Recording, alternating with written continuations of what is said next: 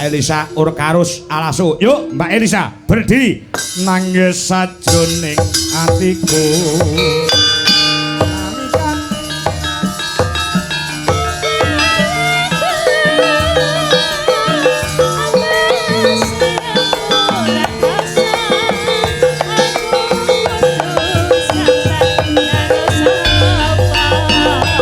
Elisa Urkarus Alasu.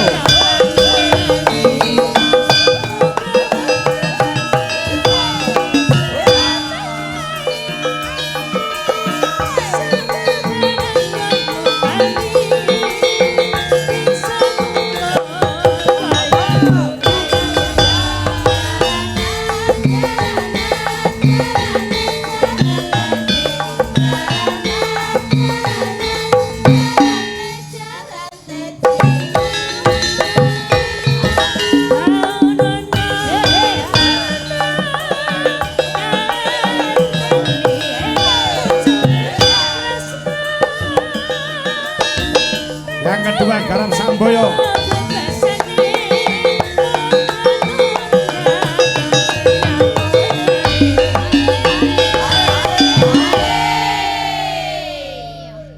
Ojo lali bawale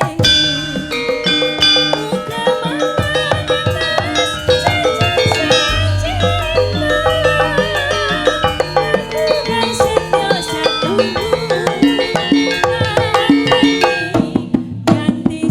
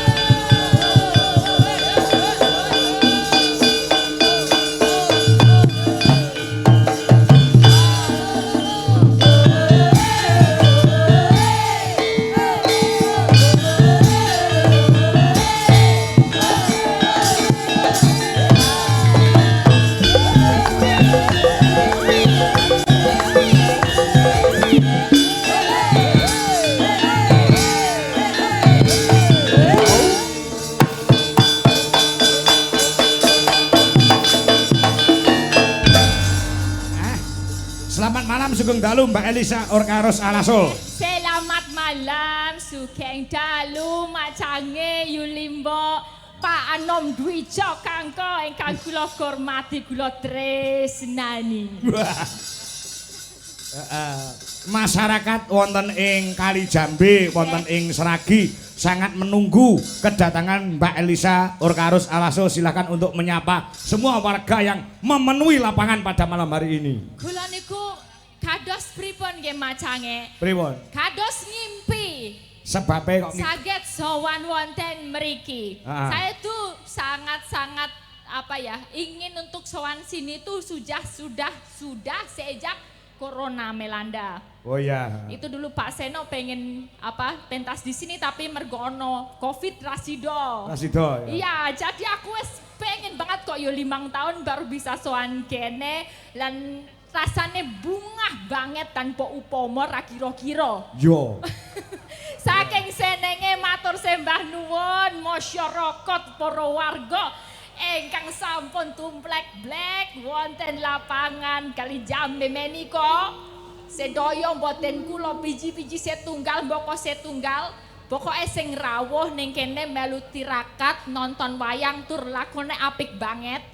Dur Yudono gugur. Betul. Nah, Broto Yudoi seri sing larang regane nek ning kono. Ya. Ning Jogja dadak nganggo ndas kebo. Ya. Nih luar biasa digelar ning kene. Iso kabeh masyarakate do sing kuyung nyeng kuyung kabeh dadi iso digelar wayangan ngene. Muga-muga dadi berkahe panjenengan sedaya. Paringi panjang yuswa sedaya. Pedamelanipun menapa kemawon sing pedogong petani. Napa pegawe, menapa kemawon saking pemerintahan, pokoke paringi rejeki kang lumintu.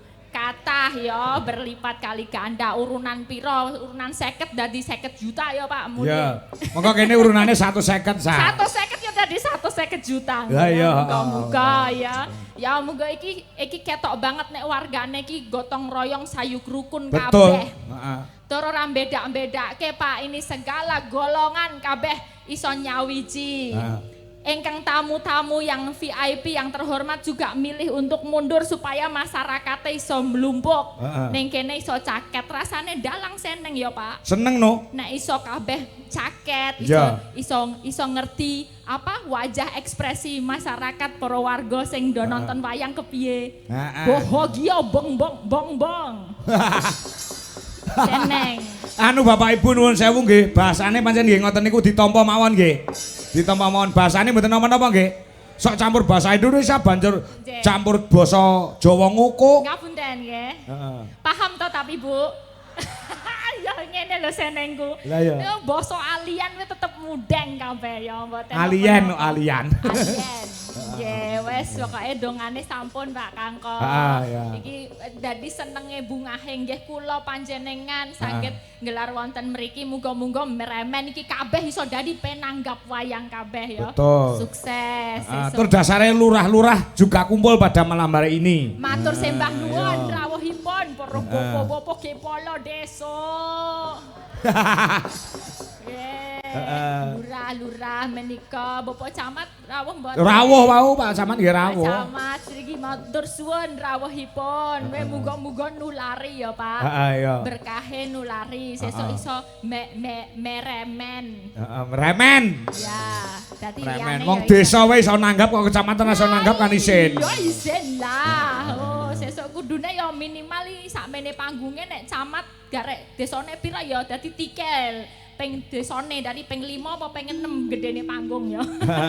Nek nggonku enek sa, ada. Tempat saya itu ada. Ya. Setiap Agustus itu kecamatan pasti wayangan. Ya. Itu sing ragat kepala desa itu urunan. Okay. Satu desa kepala desanya itu memberikan urunan 10 juta. Lah, itu dikumpulkan semua dikelola nanggap wayang Agustusan di kecamatan nggonku kono. Cara nggone Pak Kangko. Nggih, nek cara kene mbok. Iki luweh apik meneh lah iki carane merti desa sakmene kudune sesuk nggon kecamatan Agustusan luwih meriah meneh muga-muga ya. Dongane wae Pak Bu. Iya, wis seneng lho Pak iki lapangan iso kebat tumplek-blek angel lho. Iya, tumplek-blek. Iya. Ora tumplek-blek. Iya. Tumplek-blek. Heeh. Pedogong paringi laris sedaya. Pedagang ora Iya. pedogong. Injih niku. Pedagang kok pedogong. Sabar. Iya. Sabar ya. Karepe ya itulah pokoknya pedagang. Paringi laris le bebakulan iso diparingi bati sing akeh. Nah, kaya bakul-bakul wayang-wayang sing kerdus-kerdus ya iso ditukoni ben anak-anak kecil bisa mengenal wayang. Ngono penting. Ditanamkan cinta dengan wayang sejak dini ya, Sa? Iya, penting itu. Nggih, niki kalih salam-salam. Tadi ada dari apa? Santo Petrus Pekalongan itu dulu pernah mau nanggap. Oh iya. Nah, dari Romo Ngarlan. Nah, ini gandeng akhirnya bisa gelar wayang wonten Pekalongan ini titip 1 juta buat Dwi Jolaras. Lagunya gampang aja, Gugur Gunung. Spesial untuk masyarakat kali Jambe menika. Muga-muga guyub rukun kabeh salawase nyedulur. Amin nggih. 1 juta untuk konco-konco Dwi Jolaras. Saya selaku jadi ketua Dwi Jolaras saya terima. Dan ini uang 1 juta saya kembalikan untuk saya sumbangkan ke tempat ibadah masjid. Nah, di sini. Mergo aku nggih. Telok tenan iki disukses wong sakmene lho, Pak. Nggih. Tenan lho. Iya tenan.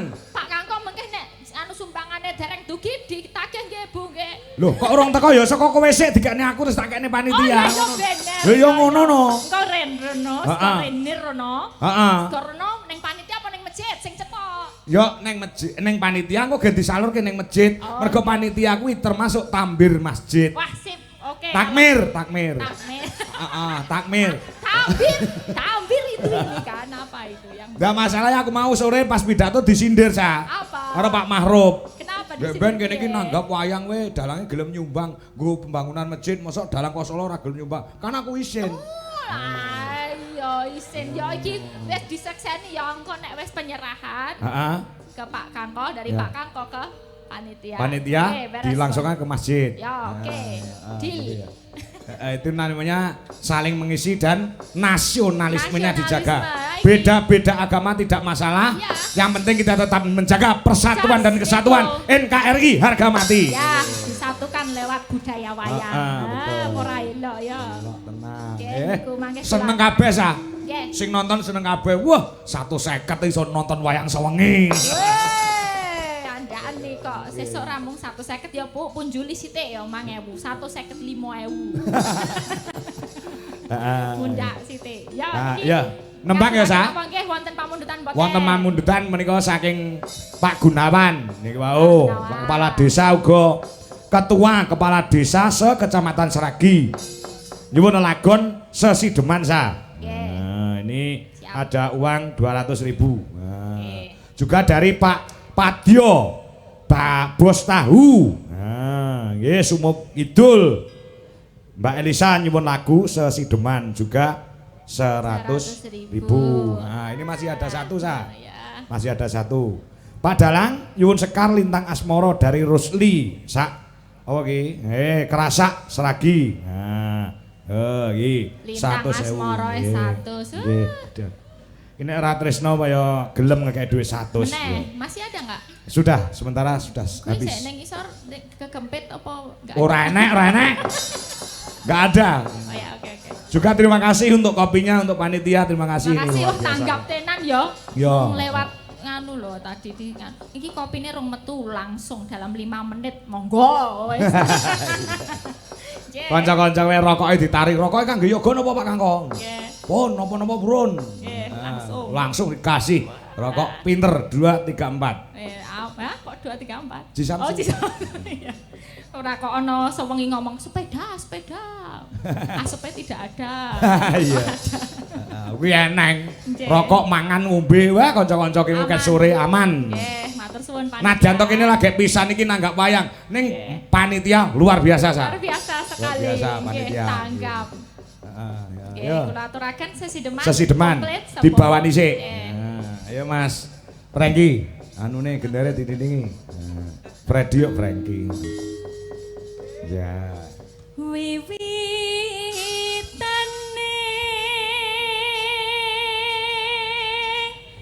anderek sang pekeh banter, bantas, cetha. Nah, asli kelahiran ngendi, Sa? Kula Seko Toli-toli. Toli-toli. Seko Toli-toli. Toli-toli iki daerah ngendi? Kuwi daerah Sulawesi Tengah, nggon banyu. Apa? Nggon banyu. Kok iso nggon banyu? Ya itu pesisir. Pesisir wae cedak cedak laut. Iya. Wah, ya. Jos.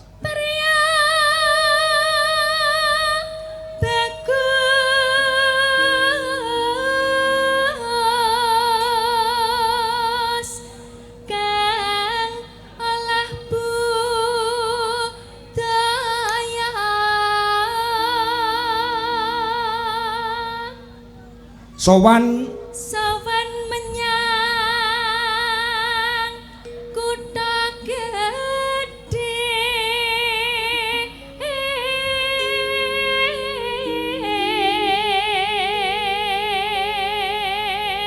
Tidak lupa pada malam hari ini disiarkan secara langsung Mbak Elisa.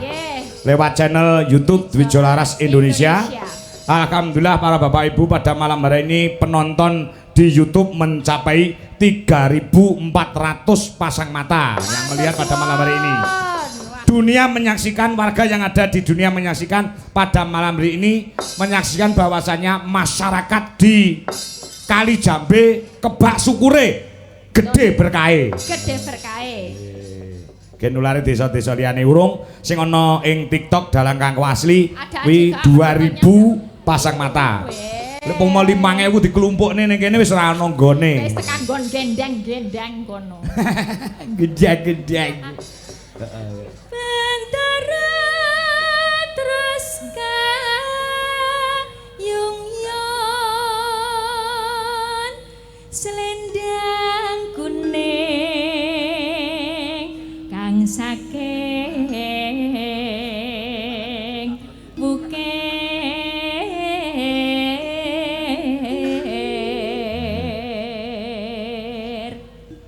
suara kurang pramana ning wasis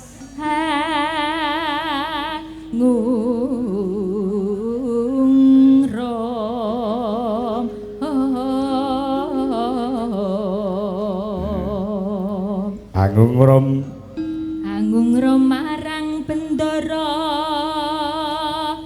Dyah Sulestya pijer ngincangake alis. Yuk, masuk.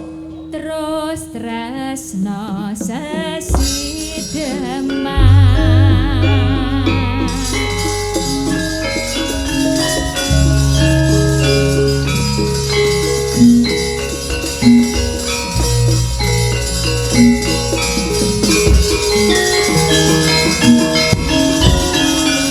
Masuk, Sa. Luweh becik patenono ning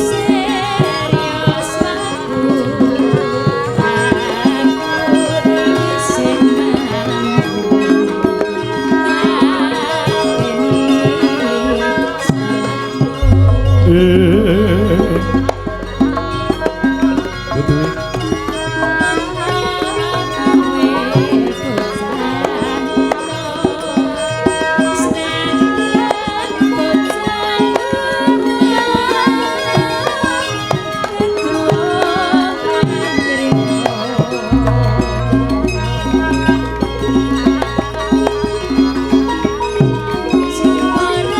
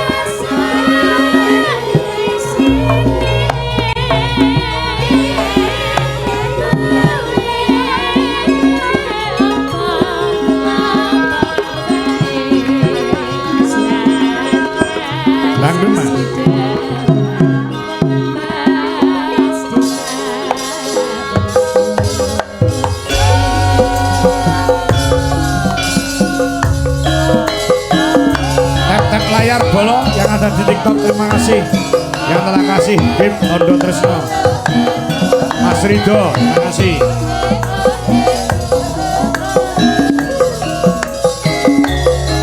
Metro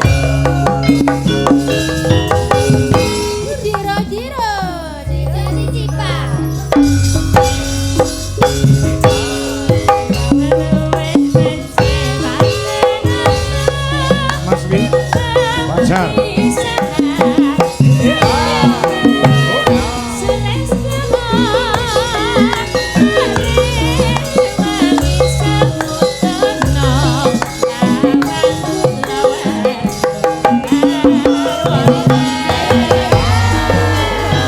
Mbah Kong, terima kasih.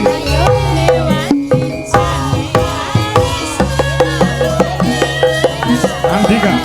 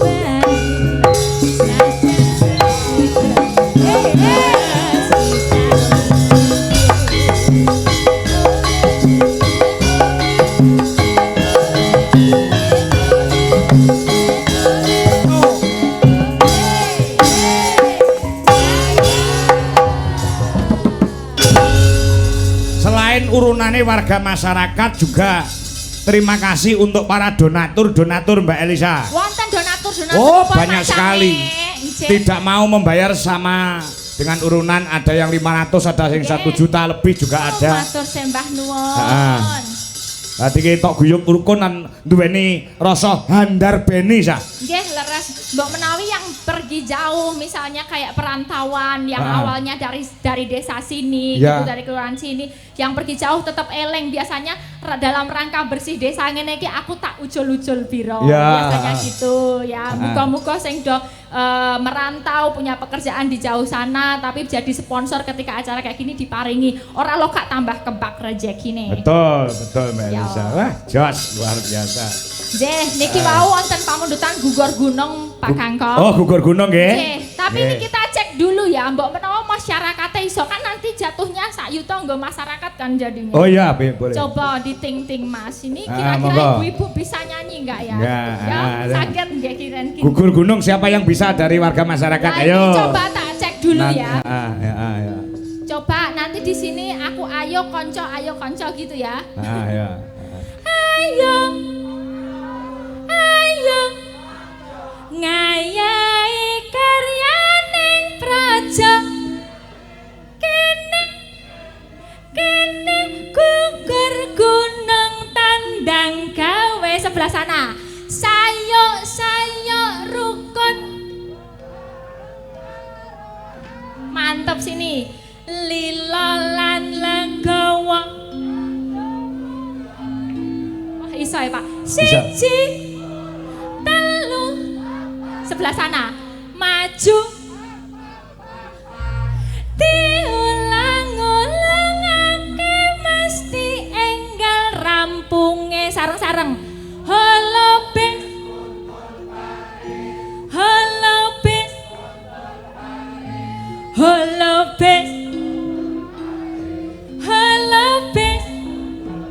lah tepuk tangan untuk warga masyarakat luar biasa.